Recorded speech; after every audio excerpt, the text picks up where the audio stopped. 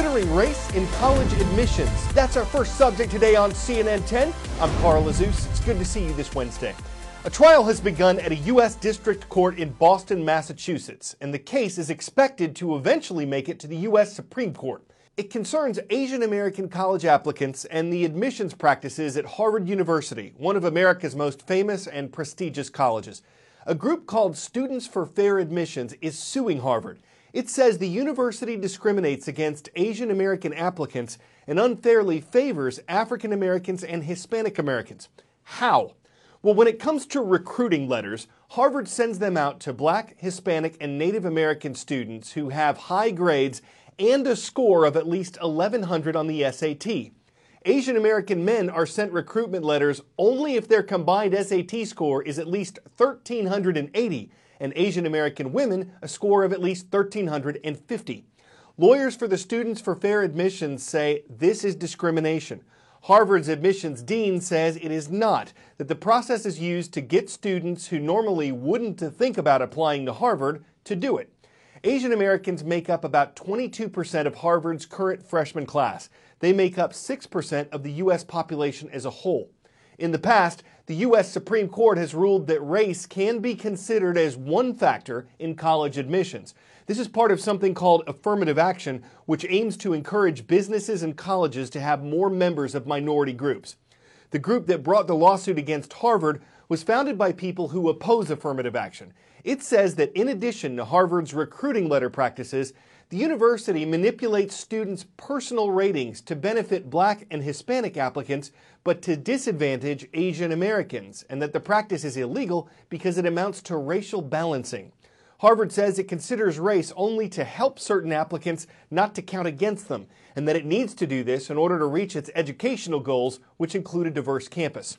The case is significant because it could influence how schools recruit and admit students in the future. The trial is expected to take 3 weeks. 10-second trivia.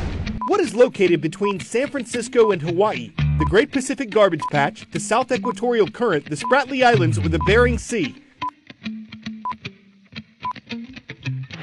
This location is where you'll find the Great Pacific Garbage Patch, a floating trash pile that's twice the size of Texas. A giant U-shaped pipe is now floating through the Pacific Ocean with a mission that's even bigger than it is, to clean up the sea. This is part of a project by a group called the Ocean Cleanup Team. It's raised more than $30 million for this effort since 2013. It's hoping this pipe helps collect 50 tons of trash by next April and most of the garbage in the ocean in the decades ahead. Critics say despite the pipe's 2,000-foot-long size and the nearly 10-foot depth of its net, it's still too small to make a significant difference. And if it malfunctions or gets damaged in a storm, it could create even more garbage in the ocean. But if it works as planned... What we see here are actually the stomach contents of a single sea turtle that was found dead 2 years ago. This is what's all in one sea turtle? One sea turtle. Look at all that plastic. Our oceans are already teeming with plastic, but an audacious new plan to clean them up is just getting started. There are approximately 150 million tons of plastic in the world's oceans, and a recent UK report predicts that that number will triple in the next decade. Pieces of plastic in the ocean can kill sea life, threaten industries like fishing or tourism, and negatively affect our health when they end up in our food. That plastic is still going to be there in 1 year, it's still going to be there in 10 years, it's probably still going to be there in 100 years. Only if we go out there and clean it up, this amount of plastic is going to go down. One young Dutch inventor and his team have their sights set on solving the plastic problem. How? Meet Wilson, aka System 1. It's an almost 2,000-foot-long floating pipe with a net hanging below. No motors, no anchors, no crew. If you look around the world, there's plastics washing up on beaches. Basically, we designed an artificial coastline here as a method of taking the plastics out of the water over there. The wind is like propelling the system through the area such that the open end of the U, so to speak, is going forward. So it's kind of like a catcher's mitt for ocean plastic. Yeah, exactly. And then every couple of months there is a boat coming, a bit like a garbage truck in the ocean, and that takes the plastics out there on the boat and brings it back to shore. It's a seemingly simple solution to a complicated problem, but critics have worried about the system's effect on marine life. Are these the tubes that we see out there? Yeah, so we have the floater at the top that obviously keeps it afloat, but also prevents plastic from going over it, while we have the screen underneath it that prevents plastic from going under it. So we don't have anything that can entangle marine life. And what happens is that the current flows underneath it, while the plastic which floats will remain in this zone in front of the cleanup system. You obviously have a ton of support for your project, but there's also a lot of critics out there who are saying, you know, you guys are just skimming the surface of this problem and you're not dealing with microplastics. 92% of the plastic isn't microplastic, but are larger objects. It's not microplastics yet. Right, so it's kind of a ticking time bomb. The sooner we get that out, the better. On September 8th, the Ocean Cleanup Project towed the system out of the San Francisco Bay. They billed it as the largest cleanup in history.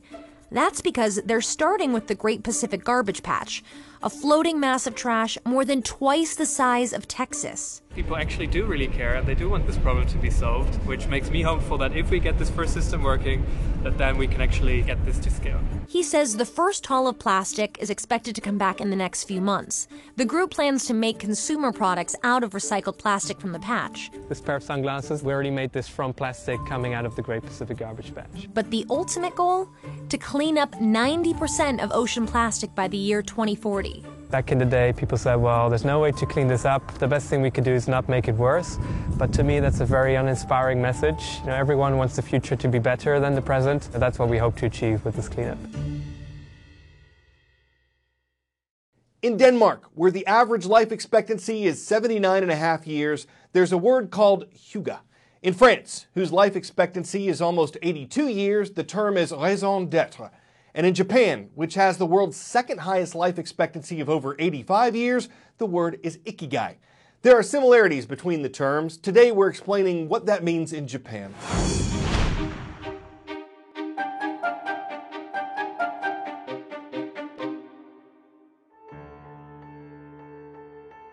Ikigai is one of my favorite words. It's a Japanese word, and it really means your sense of purpose. If you go to Japan and you look at some of these cultures in Japan that are particularly long-lived and ask them, why do you live so long? Oftentimes they'll say Ikigai, your reason for being. Some people spend their entire lives looking for their Ikigai. Think about the things that you love, the things that you care about, and also think about what the world needs. One way to really try and find your Ikigai is to say, look, if money were no object, if I was no longer doing things in pursuit of any kind of material things like money, what would I regret not having done with my life? It can help with your sleep, it can help lower some of the rates of chronic disease, and it can help you just feel better overall, more engaged with life. You'll know it because you'll feel it.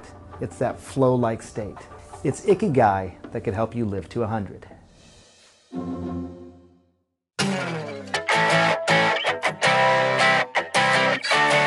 Back in medieval times, long ships carried Vikings around the world. Some really prominent Vikings were even buried in them.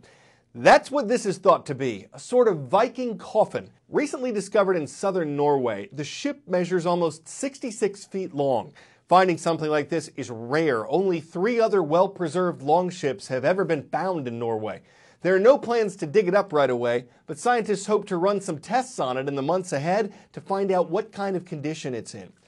The ship's been buried for centuries. Does it harbor treasure, a buried Viking or queen? Does it hide something piratical? Or is there just Norway to find out? This is the first time it's made waves since it went underground. Who knows what kind of sails it'll tell? I'm Carl Azuz, and that's CNN.